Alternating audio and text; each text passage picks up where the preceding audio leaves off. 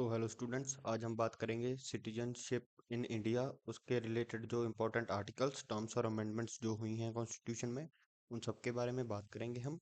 और वीडियो को एंड तक देखना, ये कोई बहुत कुछ खास लंबी नहीं होगी। अगर आप पहली बार आए हैं तो चैनल को सब्सक्राइब कर दीजिए और वीडियो को लाइक कर दीजिए।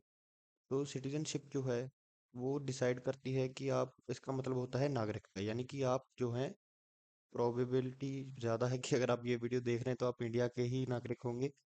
सिटीजनशिप जो है वो लीगल स्टेटस होता है जो एक इंडिविजुअल को जो है पूरे अपने अधिकार और रिस्पॉन्सिबिलिटीज एक देश में जो एक नागरिक रहता है, वो सारे अधिकार जो हैं वो उसके नागरिकता के लिए उसको मिलते हैं। यानी कि अगर आप इंडिया के नागरिक हो तो आप यहाँ पे वोट कर सकते हो, तो आप यहाँ पे जो है आप पार्टिसिपेट कर सकते हो, आप गवर्नमेंट जॉब जो है वो आपको मिलेगी आप अगर इंडियन सिटीजन हो। ये यानी कि ये कुछ पक्ष होते हैं, और आप जो है आपकी भी कुछ जिम्मेदारियां होती हैं अगर आप सिटीजन हैं, और आपको कुछ रूल्स जो हैं वो भी फॉलो करने पड़ते हैं। अब हम बात करेंगे दो टर्म्स की, सिटीजन और एलियन के बीच की। सिटीजन जो है एक आदमी जैसे कि आप हो, आप सिटीजन हो इंडिया के, आपको यहाँ पे वोट करने का हक है, आपको यहाँ के पे गवर्नमेंट जॉब्स लेने का हक है। और एलियन जो है ये टर्म जो है वो एक फॉरेनर के लिए यूज की जाती है जिसके पास सभी अधिकार नहीं होते। और जो एक फॉरेनर है वो होता है कोई टूरिस्ट, इमिग्रेंट या फिर कोई डिप्लोमेट। और ये ऐसे होते हैं, यानी कि ये देखिए, जो टूरिस्ट है या इमिग्रेंट है, ये किसी और देश से है। यानी कि अगर आप देखिए, जो एलियन टर्म है, जैसे कि आप अगर किसी बड़े शहर से हो और आपने कहीं कोई अंग्रेज देखा होगा, उसके लिए टर्म यूज होगी कि वो एलियन है, वो हमारे इंडिया के लिए एलियन है, वो नहीं जो आप जो कॉन्स्पिरेसी थ्योरीज देखते हैं वो नहीं। अब हम बात करते हैं कि सिटीजनशिप की डेमोक्रेसी में इतनी ज़्यादा ज़रूरत क्यों है। ये एक नेशनल आइडेंटिटी होती है, इसके तहत आपको कुछ राइट्स और ड्यूटीज जो हैं वो आपको मिलते हैं। और ये है जो सरकार को गवर्नेंस और पॉलिसी मेकिंग के लिए मदद करता है सिटीजनशिप। अब हम बात करते हैं कॉन्स्टिट्यूशनल प्रोविजंस जो हैं, यानी कि जो इम्पोर्टेंट जो आर्टिकल्स हैं वो सिटीजनशिप के बारे में क्या कहते हैं, उनके लिए हम जो है बात करेंगे। देखिए, जो सिटीजनशिप है उसमें ये सिर्फ इतने ही आर्टिकल हैं जो मेन हैं, जो आपके एग्जाम में आते हैं, आपने इनको अच्छे से याद करना है। जो आर्टिकल 5 है वो कहता है citizen of people who are residing in India at commencement of constitution, यानी कि जब कॉन्स्टिट्यूशन बना है, जो उस समय इंडिया में रह रहे हैं, यानी कि 26 जनवरी 1950, इस समय में जो लोग इंडिया में रिसाइड कर रहे हैं वो जो है वो इंडिया की सिटीजनशिप के लिए एलिजिबल हैं। और जो आर्टिकल 6 है वो कहता है citizenship for migrant from Pakistan who came to India before 19 July 1948, यानी कि जो कुछ हिंदू या सिख, कुछ मुस्लिम भी आए थे वहां से वापस जो चले गए थे, उनके लिए भी आर्टिकल है, वो आगे बताऊंगा। पर पहले हम आर्टिकल 6 की बात करते हैं, जो कि सिटीजन जो पाकिस्तान से इंडिया आए थे, ज्यादा पॉपुलेशन उनमें से सिख सिख और हिंदुओं की पॉपुलेशन ज्यादा थी, जो पाकिस्तान से इंडिया आए 19 जुलाई 1948 के समय, यानी इस समय, और इंडिया आए और 6 महीने तक रहे, वो भी जो है वो एलिजिबल हैं इंडियन सिटीजनशिप के लिए। और यानी कि वो भी इंडिया के सिटीजन ही माने जाएंगे और उनको सभी जो है वो राइट्स हैं वो मिलेंगे।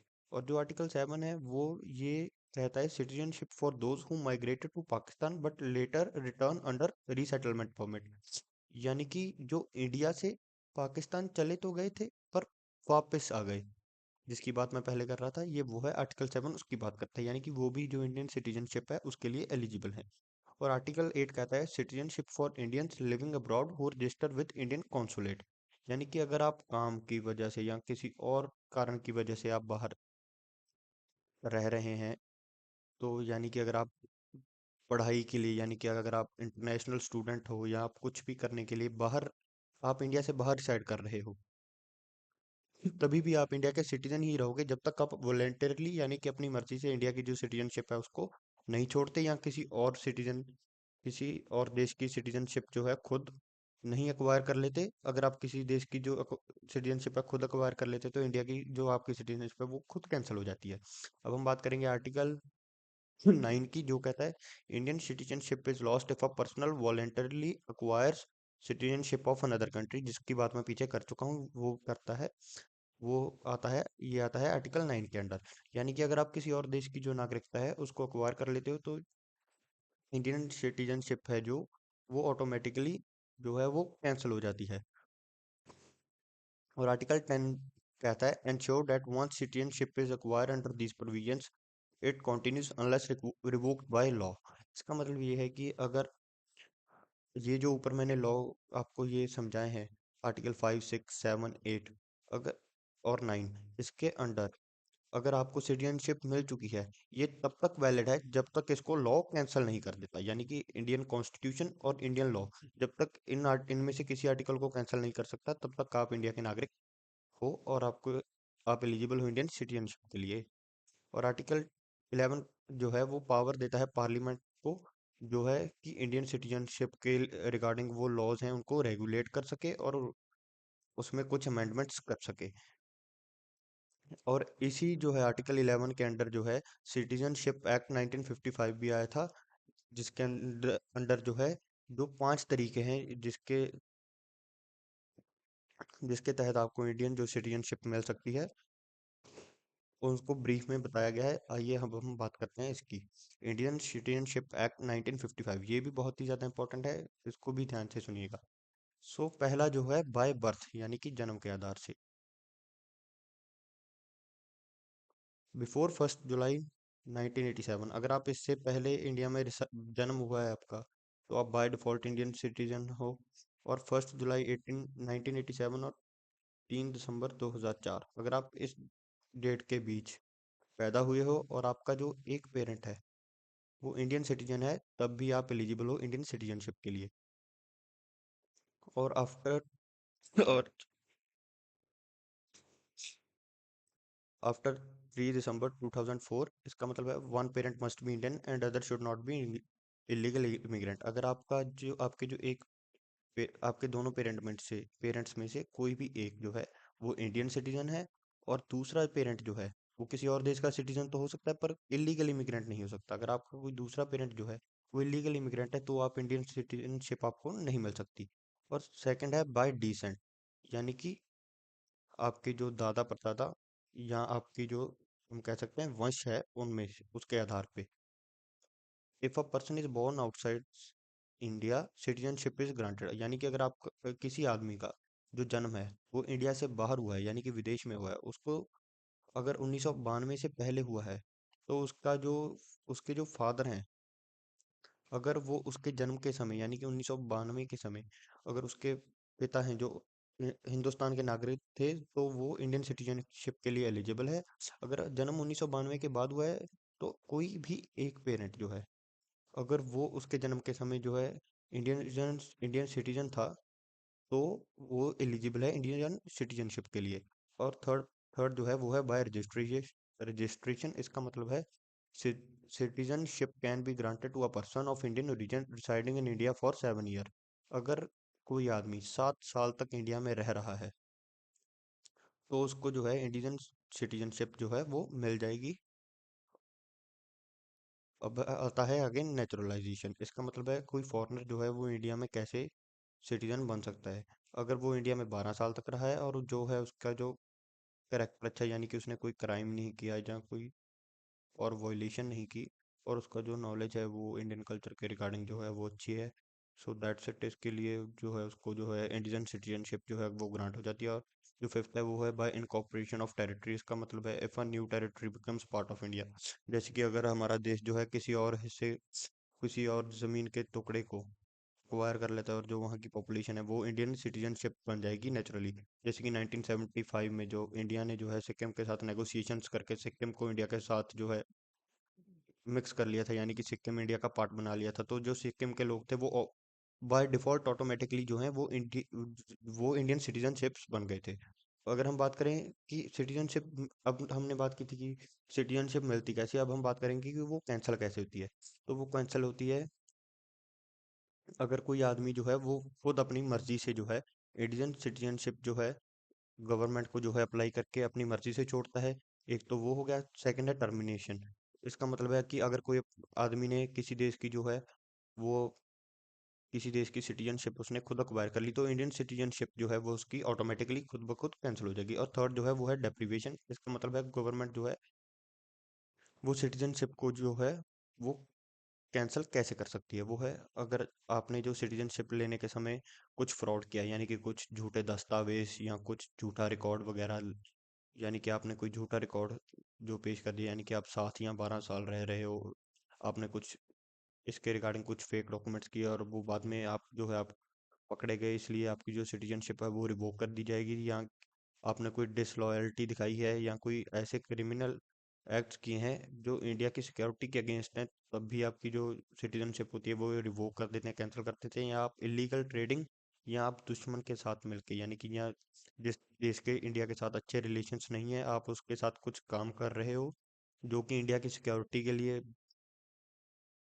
जो है डेंजरस है, उसके तहत भी जो है आपकी सिटीजनशिप है उसको रिवोक कर देते हैं। और अब हम बात करेंगे जो इम्पोर्टेंट अमेंडमेंट्स थी 1986 में, जो है जो अमेंडमेंट हुई थी, पहली अमेंडमेंट हुई थी सिटीजनशिप के जो आधार पे हुई थी। 1986 वाली अमेंडमेंट पहली अमेंडमेंट थी। इसने जो है made citizenship by birth more restrictive, यानी कि अगर आपका जो बर्थ के रिलेटेड एलिजिबिलिटीज हैं उनको ज़्यादा रिस्ट्रिक्ट कर दिया था। और 2003 अमेंडमेंट में दो चीज़ें इंट्रोड्यूस हुई थी। एक तो था नेशनल रजिस्टर ऑफ सिटीजन्स। इसके तहत जो थे, जो इंडियन सिटीजन्स थे, उनको इसके बीच में नेशनल रजिस्टर ऑफ सिटीजन में एनआरसी में ऐड किया था। और इसके तहत जो था, जो इलीगल इमिग्रेंट्स थे, यानी कि जो इंडिया में जो गैर कानूनी तरीके से रह रहे थे, कुछ बांग्लादेश से, पाकिस्तान से या किसी और देश से, तो उनको जो है आइडेंटिफाई करना आसान हो गया था इसके तहत। और थर्ड है ओवरसीज सिटीजन्स ऑफ इंडिया। ये जो स्टेटस था, ये जो था, इसको इंट्रोड्यूस किया गया था कुछ फॉरेन नेशनल्स के लिए जो कि इंडिया के ओरिजिन के थे, यानी कि यहाँ से थे पर रह किसी और देश में रहे थे। उसके लिए ओसीआई को जो है इंट्रोड्यूस किया था, और ओसीआई की फुल फॉर्म है ओवरसीज सिटीजन्स ऑफ इंडिया। और जो नेक्स्ट अमेंडमेंट थी वो हुई थी 2015 में। उसमें जो ये था ओसीआई, दो टर्म्स है जैसे कि हमारे पास ओसीआई और पीआईओ। ओसीआई की फुल फॉर्म है ओवरसीज सिटीजन ऑफ इंडिया, और पीआईओ की फुल फॉर्म है जो है वो है पर्सन्स ऑफ इंडियन ओरिजिन। इन दोनों को जो है मर्ज कर दिया था। और इन दोनों को मर्ज करके, यानी कि जो पीआईओ है इसको खत्म कर दिया था, यानी कि इसको ओसीआई की कैटेगरी जो है इसके अंडर ही डाल दिया गया था।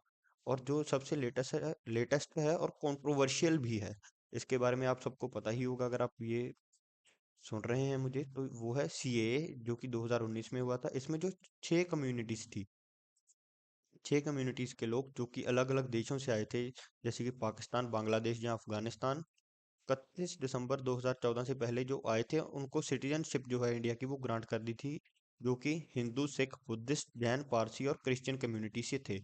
ये 6 कम्युनिटी के लोगों को देखिए, हिंदू, सिख, बुद्धिस्ट, जैन, पारसी और क्रिश्चियन, ये 6 कम्युनिटी के लोगों को जो मैंने यहाँ पे लिखे हैं, इनको जो है इंडियन सिटीजनशिप ग्रांट कर दी गई थी। पर इस जो ये 6 कम्युनिटीज हैं, इनमें जो हैं मुस्लिम्स जो हैं उनको एक्सक्लूड कर दिया था। इसके कारण जो बहुत ही बड़ा एक प्रोटेस्ट भी हुआ था दिल्ली में, और जो इसके साथ बहुत ही बड़ी कंट्रोवर्सी भी हुई थी इंडिया में, और जिसके कारण बहुत सारी डिबेट्स हुई थी और बहुत कुछ हुआ था। सो ये भी एक इम्पोर्टेंट चीज़ है, और ये सिर्फ 4 अमेंडमेंट्स ही हैं। इनको आप याद कर लीजिए प्लीज़, 4 अमेंडमेंट्स को याद करना बहुत कुछ खास मुश्किल नहीं है। अब हम बात करेंगे जो इम्पोर्टेंट टर्म्स हैं, जैसे कि अगर हम बात करें, सिटीजनशिप जो है ये दो तरह की होती है, सिंगल और डुअल। यानी कि इंडिया में जो है कंसेप्ट है वो सिंगल सिटीजनशिप का है, यानी कि आप एक ही देश के नागरिक हो। पर अमेरिका में डुअल सिटीजनशिप है। जैसे कि यूके में भी सिंगल सिटीजनशिप है, और हम जैसे कि उनके गुलाम थे, हमारे जो संविधान है उनमें भी उस चीज़ की इन्फ्लुएंस दिखती है, इसलिए हम भी सिंगल सिटीजनशिप को फॉलो करते हैं। पर यूके में, सॉरी, यूएसए में डुअल सिटीजनशिप का कंसेप्ट है, यानी कि उनके पास स्टेट की और फेडरल की सिटीजनशिप दोनों हो सकती हैं। सो पर इसलिए इंडिया में सिर्फ सिंगल सिटीजनशिप है। और सेकंड, और ये ओसीआई है, ये मैं आपको पीछे जो है एक्सप्लेन कर चुका हूँ। ये एक स्पेशल स्टेटस है जो फॉरेन नेशनल्स जो इंडियन ओरिजिन के हैं उनको अलाउ करता है कि वो इंडिया में रह सकते हैं, काम कर सकते हैं, पर ये वोट नहीं कर सकते और कोई सरकारी नौकरी नहीं कर सकते। और ये जो पीआईओ है, ये मैं आपको बता चुका हूँ कि ये इसको मर्ज कर दिया था। Pi, person of Indian origin, ये कैटेगरी पहले एग्जिस्ट करती थी, अब इसको ओसीआई में ही मर्ज कर दिया गया, यानी कि इसको मर्ज कर दिया गया, यानी पर्सन ऑफ इंडियन ओरिजिन अब कैंसिल है। ये 2015 तक एग्जिस्ट करता था, अब ये एग्जिस्ट नहीं करता है। अब सिर्फ ओवरसीज सिटीजन्स ऑफ इंडिया ही एग्जिस्ट करता है। Dual citizenship debate. India does not allow dual citizens due to concern about national security, allegiance and foreign policy complications. और इंडिया अपनी मेन कारण तो नेशनल सिक्योरिटी है, इसके कारण ही इंडिया जो है डुअल सिटीजनशिप जो है उसको जो है लागू नहीं होने देता। अब ये तीन टर्म्स है जिसमें से पर्सन ऑफ इंडियन ओरिजिन मैं आपको एक्सप्लेन कर चुका हूँ और ओसीआई भी आपको एक्सप्लेन कर चुका हूँ। पर इसमें जो है एनआरआई, नॉन रेजिडेंट इंडियन, ये एक इंडियन सिटीजन होता है जो बाहर बाहर के किसी और मुल्क में रह रहा था। और एनआरआई एक व्यक्ति को तब माना जाता है जब वो 182 डेज यानी कि 182 दिन इंडिया से अगर कोई बाहर रहता है तो ही तब ही उसको एक एनआरआई माना जाता है। यानी कि ये इंडियन सिटीजन तो होते हैं पर ये अब्रॉड रहते हैं, जैसे कि आपकी ही कोई तो रिश्तेदारी में किसी और देश में पढ़ने गया होगा, वो एनआरआई है। वो इंडियन सिटीजन तो है पर वो अब्रॉड रहता है।